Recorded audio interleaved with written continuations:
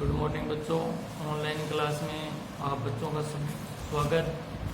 First year AHDP genetics के अंदर अपने पढ़ रहे हैं। फर्स्ट मिड टर्म के जो बचे हुए चैप्टर है वो है सेल डिवीजन।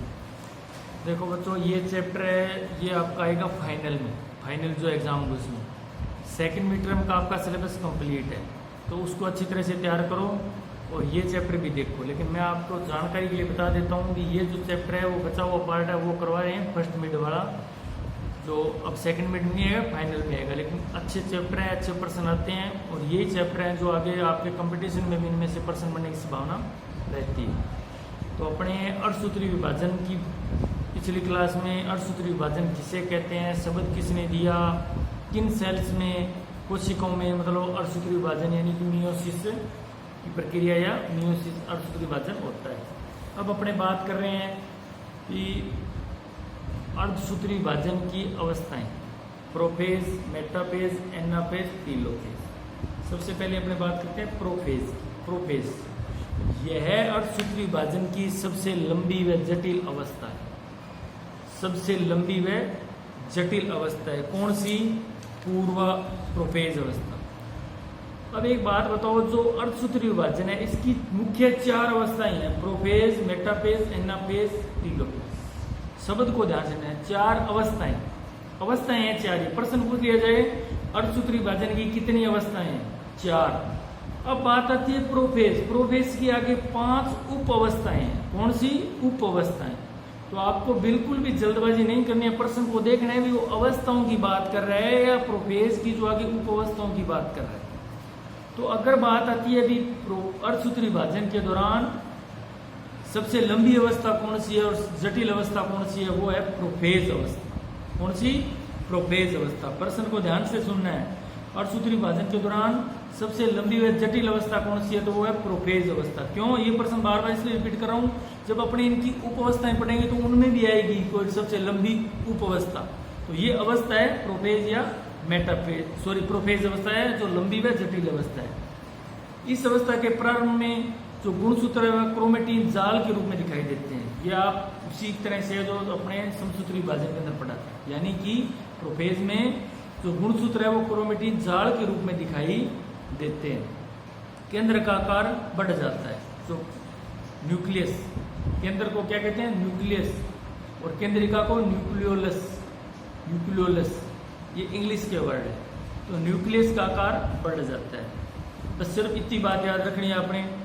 अर्धसूत्री विभाजन में जो प्रोफेज अवस्था है सबसे लंबी है जटिल अवस्था है। इसमें जो गुणसूत्र है वो बिल्कुल क्रोमेटिन गुणसूत्र है, वो धागे के रूप में यानी क्रोमेटिन पदार्थ के रूप में, धागे के रूप में इस अवस्था में पाया जाता है, और केंद्र का आकार बढ़ा हुआ होता है। ये तो नॉर्मल बात है। अब आपने बात करते हैं प्रोफेज की आगे 5 उप अवस्थाएं। सिस्टम से पढ़ना है पड़ेगा। प्रोफेज पढ़ा पहले, अब इसकी 5 उप अवस्थाएं पढ़ेंगे, फिर मेटाफेज, एनाफेज, टीलोफेज।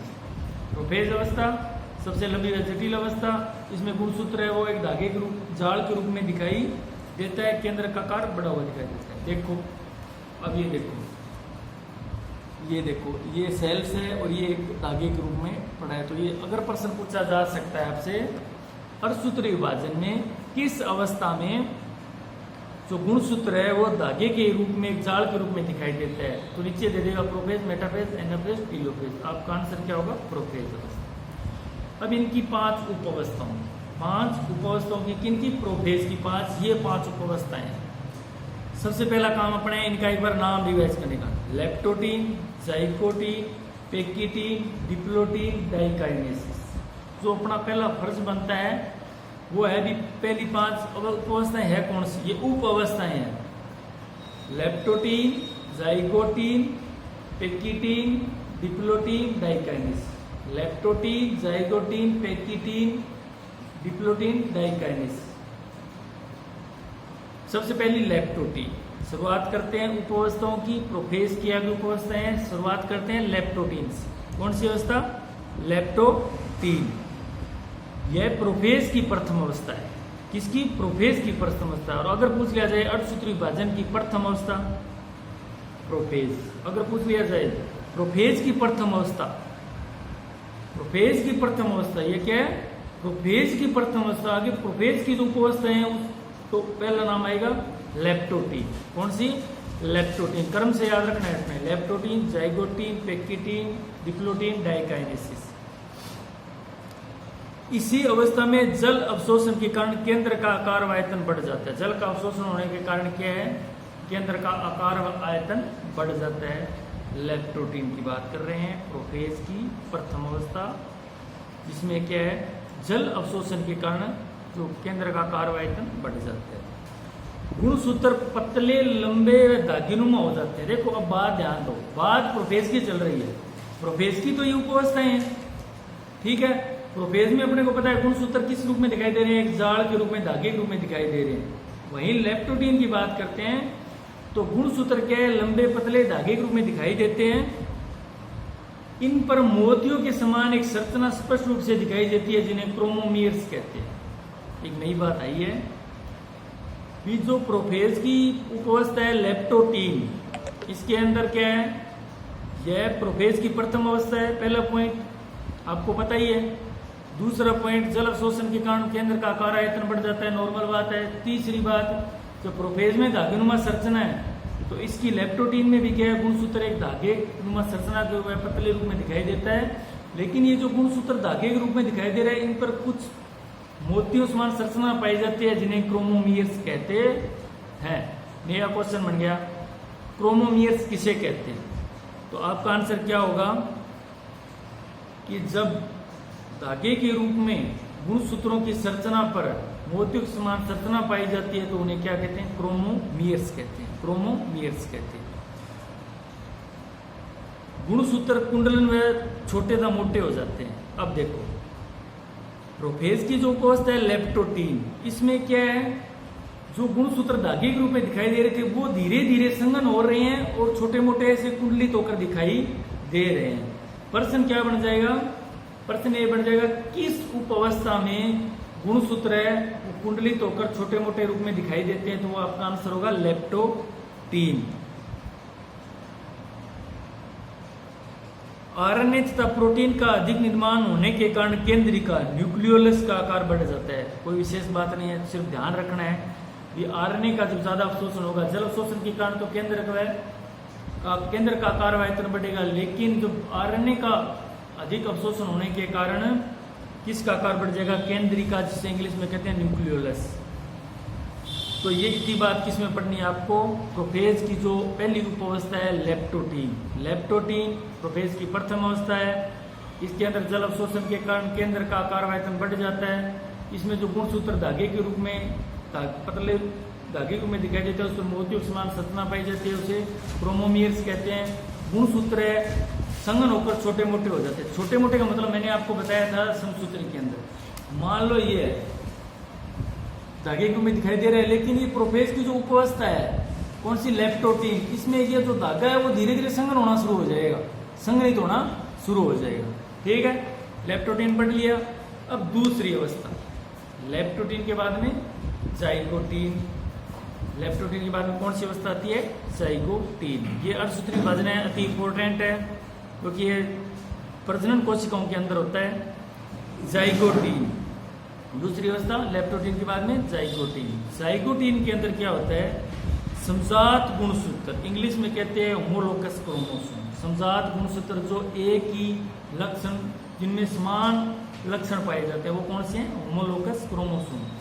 जब समजात गुणसूत्र गति करते हुए जब एक दूसरे के पास पास आते हैं तो इस प्रक्रिया को क्या कहते हैं? सूत्र युग्मन या सिंपेसिस कहते हैं। क्या कहते हैं? सिनेप्सिस। सिनेप्सिस, मैं आपको शब्द बिल्कुल याद कराऊंगा, ऐसी बात नहीं है। सिनेप्सिस, कहीं सिंडेसिस लिखा हुआ है तो ये होता है क्या है? सिनेप्सिस। जब समजात गुणसूत्र होमोलोगस क्रोमोसोम, टर्मिनोलॉजी मैंने अच्छी तरह से बोल बोल के करवाया हुआ है। लेप्टोटीन के बाद में जाइगोटीन। प्रश्न सीधा सीधा आएगा, किस अवस्था में सूत्र युग्मन की प्रक्रिया होती है? और वहां पर दे देगा लेप्टोटीन, जाइगोटीन, पेक्टिन, डिप्लोकाइटिन, कोई भी दे देगा। लेकिन आपको अगर अच्छी तरह से पढ़ा हुआ है तो आपका आंसर होगा जाइगोटीन। सूत्र युग्मन या सिनेप्सिस। सिनेप्सिस कहीं दे रखा है इसे सिंडेसिस। सूत्र युग्मन हिंदी में कहते हैं सूत्र युग्मन। युग्मन का मतलब होता है एक जोड़ा, सूत्र का मतलब होता है समजात गुणसूत्र। आप ये समझो इस तरह से, सूत्र का मतलब है गुणसूत्र या समजात गुणसूत्र, जिसे कहते हैं होमोलोगस। तो ये प्रक्रिया किस में होती है? जाइगोटीन में क्या है, जो समजात गुणसूत्र होते हैं वो गति करते हुए एक दूसरे के पास आते हैं, और जो ये प्रक्रिया है पास आने की, इसे सूत्र युग्मन या इसे सिनेप्सिस कहते हैं। गुणसूत्र युग्म है वो बाईवेलेंट कहलाते हैं। गुणसूत्रों का जो युग्म है वो क्या कहलाता है? बाईवेलेंट कहलाते हैं। जैसे मान लो ये गुणसूत्र है, ये एक गुणसूत्र है, हल्का बनाया हुआ है वैसे आपको समझाने के लिए। इस तरह से जो गुणसूत्रों के युग्म है वो क्या कहलाते हैं? बाईवेलेंट कहलाते हैं। क्या कहलाते हैं? बाईवेलेंट कहलाते हैं। जैसे ये गुणसूत्र है, इसका जो युग्म है ये क्या कहलाएगा? बाईवेलेंट कहलाएगा। तो प्रश्न ये आएगा गुणसूत्र युग्म बाईवेलेंट किसे कहते हैं? तो सीधा सा आंसर है गुणसूत्रों के जो युग्म है वो क्या कहलाते हैं? बाईवेलेंट कहलाते हैं। ये प्रक्रिया किस अवस्था में हो रही है? ये चीज ज्यादा इंपॉर्टेंट है। किस अवस्था में हो रही है? जाइगोटीन के अंदर हो रही है।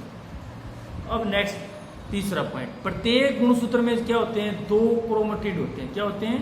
दो क्रोमेटिड या अर्ध गुणसूत्र भी बोलते हैं। कैसे? जैसे मान लो ये गुणसूत्र है, ये गुणसूत्र की संरचना है, क्रोमोसोम की संरचना है ये वाली। इसका जो ये पार्ट है ये अर्ध क्रोमोसोम या क्रोमेटिड है। तो दो क्रोमेटिड मिलकर क्या हो गया? एक गुणसूत्र का निर्माण हो गया। तो इस अवस्था में क्या है, जो प्रत्येक गुणसूत्र में दो क्रोमेटिड है, मैंने भी आपको बताया, ये क्या है? पृथक होकर विपरीत दिशा की ओर जाने लग जाएंगे। क्या जाए? विपरीत दिशा की ओर जाने लग जाएंगे।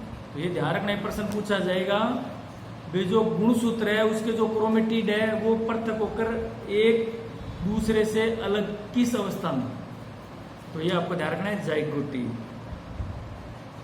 अब एक बात अभी मैंने बताया बाईवेलेंट। बाईवेलेंट का मतलब है जो गुणसूत्रों के युग्म होते हैं उन्हें बाईवेलेंट कहते हैं। अब बात आती है जो बाईवेलेंट है उसमें कितने क्रोमेटिड होते हैं?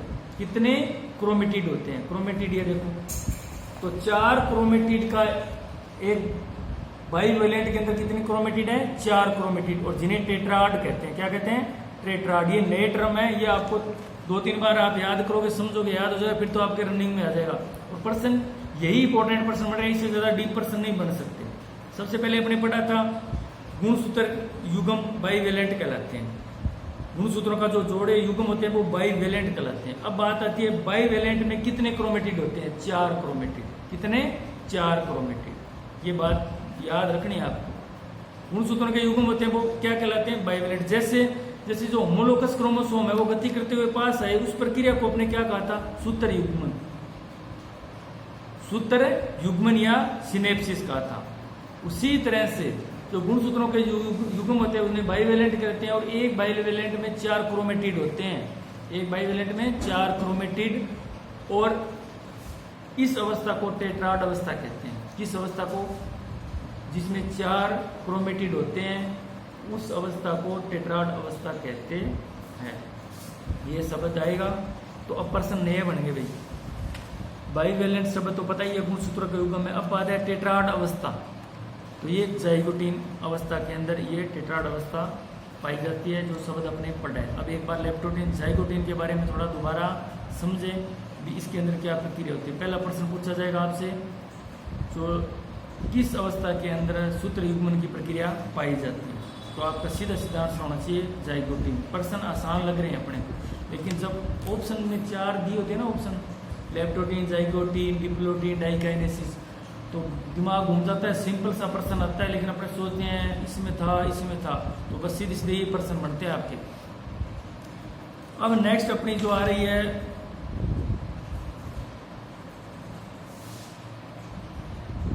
अब नेक्स्ट एक और टर्म है इसके अंदर, कौन सी? युग्मन की क्रिया केंद्र झिल्ली के निकट से प्रारंभ होती है और गुणसूत्र के स्वतंत्र छोर की तरफ प्रेषित होती है। इस अवस्था को बुक्के कहते हैं, बुक्के स्टेज कहते हैं। कैसे? केंद्र झिल्ली से प्रारंभ होगी, ये केंद्र झिल्ली है, ये वाली, इस चित्र में समझो आप, केंद्र झिल्ली यहां से स्टार्ट होकर स्वतंत्र सिरों की ओर जाएगी। इस अवस्था को क्या कहते हैं? बुक्के स्टेज कहते हैं। कौन सी? बुक्के स्टेज कहते हैं। तो युग्मन की क्रिया केंद्र झिल्ली के निकट से प्रारंभ होती है और गुणसूत्र के स्वतंत्र छोर की तरफ प्रेषित होती है। इस अवस्था को बुके अवस्था कहते हैं। कौन सी अवस्था? बुके स्टेज कहते हैं। और ये बुके स्टेज भी किस अवस्था के अंदर आई जाती है?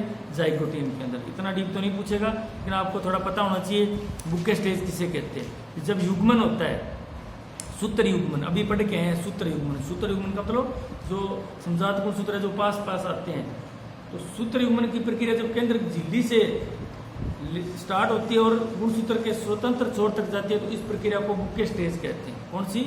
बुके स्टेज कहते हैं। नेक्स्ट अपने पढ़ लिया, अब दोबारा रिवाइज करो उनको। Leptotene, zygotene. कौन सी? Leptotene, zygotene. नेक्स्ट अपनी अवस्था है वह पेकिटीन। तीसरी अवस्था कौन सी है? पेकिटीन या पेचिटीन। किसी बुक में पेचिटीन दे रखा है, किसी में पेकिटीन दे रखा है, तो बिल्कुल ये दोनों शब्द आपको याद होने चाहिए। अब इनको दोहराओ जरा। पहला आपने पढ़ा था लेप्टोटीन। कौन सी थी? लेप्टोटीन, जो क्या थी? प्रोफेज की प्रथम अवस्था थी। गुणसूत्र है, थोड़े से क्या है संघन होकर धागे के रूप में थे, लेकिन थोड़े संघन दिखाई दे रहे हैं। इन पर मोती उस्मान एक सपना पाई जाती है, जिन्हें क्रोमोमियर्स कहते हैं। गुणसूत्र कुंडलित होकर संघन छोटे मोटे हो जाते हैं और आरएनए व प्रोटीन का अधिक निर्माण होने के कारण, आरएनए व प्रोटीन का अधिक निर्माण होने के कारण जो न्यूक्लियोलस है वो केंद्रिक है, उसका आकार बढ़ जाता है। ये तो लेप्टोटीन थी। जाइगोटीन में अपने बताया सूत्र युग्मन की प्रक्रिया थी। बाइवेलेंट पढ़ा था, टेट्राड पढ़ा था, बुके स्टेज पढ़ी थी। फिर जब आप याद हो जाएगा ना, तो अभ्यास के रूप में बस आपको थोड़ा थोड़ा नाम याद रखने पड़ेंगे। अंदर की बात अपने आप याद हो जाएगी अगर आपने फर्स्ट या सेकंड बार अच्छी तरह से समझा और पढ़ा है तो। तीसरी लेप्टोटीन, जाइगोटीन। अब अपने बात करते हैं पेकिटीन अवस्था। कौन सी? पेकिटीन अवस्था। इस अवस्था में समजात गुणसूत्रों के मध्य जीन विनिमय एवं पुनः संयोजन की घटना होती है। Very very most important person है। किस अवस्था के अंदर क्रॉसिंग ओवर की घटना होती है? पर्सन बन गया, वहां आंसर दे देगा लेप्टोटीन, जाइगोटीन, पेकिटीन, डाइकाइनेसिस या डिप्लोटीन। तो ये इस तरह से समझना पड़ेगा। अभी हमने पहले में क्या पढ़ा, सेकंड में क्या पढ़ा, पेकिटीन में क्या पढ़ा। पेकिटीन में क्या होता है? जो समजात गुणसूत्र होते हैं उनमें क्रॉसिंग ओवर, हिंदी में कहते हैं जीन विनिमय और रिकॉम्बिनेशन की घटना होती है। अब आपको पता है क्रॉसिंग ओवर बहुत अच्छी तरह से बताया हुआ है। तो होमोलोकस क्रोमोसोम होते हैं, जैसे दो गुणसूत्र हैं ये वाले, ये मान लो ये दो गुणसूत्र हैं, होमोलोकस क्रोमोसोम है। तो क्रॉसिंग ओवर की घटना क्या होती है? जो ये नॉन सिस्टर क्रोमेटिड है, ये क्या होता है? इस तरह से आ जाता है ये वाला पार्ट। तो ये जो घटना हो रही है ये क्या है? क्रॉसिंग ओवर है। क्या है? क्रॉसिंग ओवर, जीन विनिमय, यानी कि जीनों का एक विनिमय हो रहा है नॉन सिस्टर क्रोमेटिड के मध्य। तो ये ध्यान रखने वाली बात है। ये गुणसूत्र थे, होमोलोकस क्रोमोसोम थे, और जब ये प्रक्रिया आ जाती है ये वाली,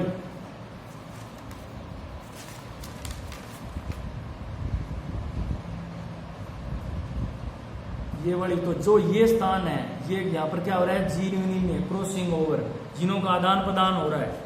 ठीक है, तो प्रश्न ये पूछा जाएगा किस अवस्था में क्रॉसिंग ओवर या जीन विनिमय की घटना घटित होती है? पुनः संयोजन की। पुनः संयोजन का मतलब है जीन विनिमय हो गया और ये रिकॉम्बिनेशन, दोबारा ये कहीं कहीं संयोजन होता है इनका। नेक्स्ट, पेकिटीन प्रोफेज की लंबी अवस्था है। अब बन गया ना 2 प्रश्न, पहले मैंने बताया था आपको। अर्धसूत्री विभाजन की सबसे लंबी व जटिल अवस्था प्रोफेज अवस्था। दूसरा प्रश्न बन गया प्रोफेज अवस्था की सबसे लंबी उप अवस्था। तो सबसे लंबी अवस्था कौन सी है? पेकिटीन, जिसमें क्या होता है? क्रॉसिंग ओवर और पुनः संयोजन की घटना घटित होती है। पेकिटीन प्रोफेज की लंबी अवस्था है। इसी में बाइवेलेंट के मध्य क्रॉसिंग ओवर की घटना होती है। बाइवेलेंट, अब जब नाम आया ना बाइवेलेंट, तो आपके दिमाग में आ जाना चाहिए ये गुणसूत्रों का युग्म है जिन्हें बाइवेलेंट कहते हैं।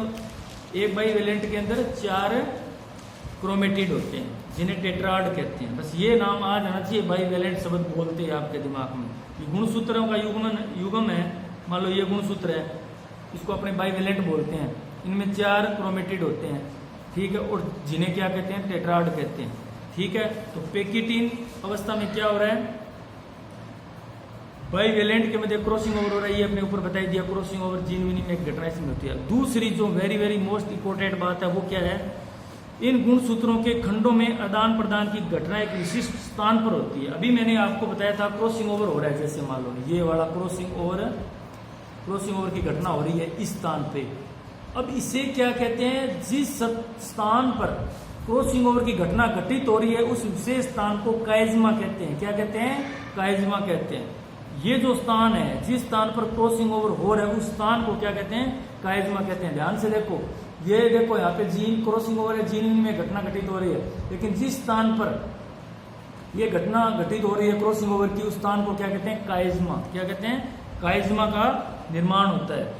इन गुणसूत्रों के खंडों में आदान प्रदान की एक घटना विशिष्ट स्थान पर होती है जो एक्स की आकृति बनाती है। अब आपके सामने देखो एक्स की आकृति बना रही है ये यहाँ पर, ये देखो ये एक गुणसूत्र है, और जब यहाँ पे ये होगा क्रॉसिंग ओवर तो एक्स की आकृति बनेगी, तो उसे क्या कहते हैं, उस स्थान को क्या कहते हैं, काइज़मा कहते हैं। क्या कहते हैं, काइज़मा कहते हैं। क्रॉसिंग ओवर हुआ, होमोलोगस क्रोमोसोम है, समजात गुणसूत्र है, उनके विशिष्ट क्रोमेटिड है, उनमें क्या है, क्रॉसिंग ओवर की घटना, ये वाली क्रॉसिंग ओवर की घटना हो रही है, जीनों का क्या आदान प्रदान हो रहा है। लेकिन जिस स्थान पर ये घटना घटित हो रही है उस स्थान को क्या कहते हैं, काइज़मा। तो सीधा सीधा प्रश्न बन गया और एक्स की आकृति बनती है। अब ये पूछ ले जाएगा भी किस स्थान, किस अवस्था के अंदर काइज़मा की घटना घटित होती है, तो बस 4 अवस्था दे देगा और आप सोचते रहो। प्रश्न सिंपल था लेकिन मिक्स हो जाता है भी किस अवस्था में थी। और अगर सिस्टम से पढ़ा हुआ है भी, हमने पहले पढ़ी लेप्टोटीन, जाइकोटीन, फिर पेक्कीटीन, तो फिर आप आंसर दे सकते हो। तो ये कौन सी अवस्था है, पेक्कीटीन अवस्था। तो अभी ज्यादा करेंगे तो ज्यादा मिक्स हो जाएगा। तो ये 3 अवस्थाएं जो मैंने बताई है, प्रोफेज की 3 उप अवस्थाएं, जो बातें बताई है उनको सिस्टम से उसी क्रम से याद करना। बाकी जो बच गई वो अपने करेंगे नेक्स्ट क्लास में।